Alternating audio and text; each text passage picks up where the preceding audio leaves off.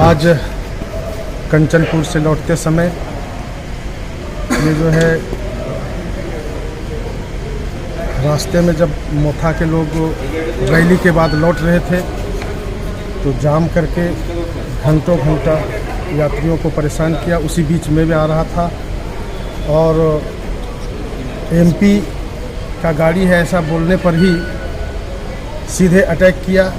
हमारे साथ में प्रदेश अध्यक्ष विकास देव वर्मा जी थे और विद्युत देव वर्मा जी थे, कत्तीराम त्रिपुरा जी थे।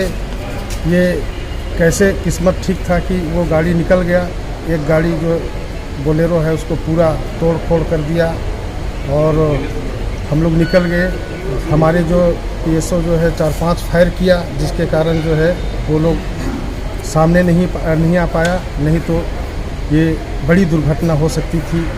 ये त्रिपुरा के अंदर त्रिपुरा मुथा के लोगों ने अभी से जो है गुंडागर्दी प्रारंभ कर दिया है।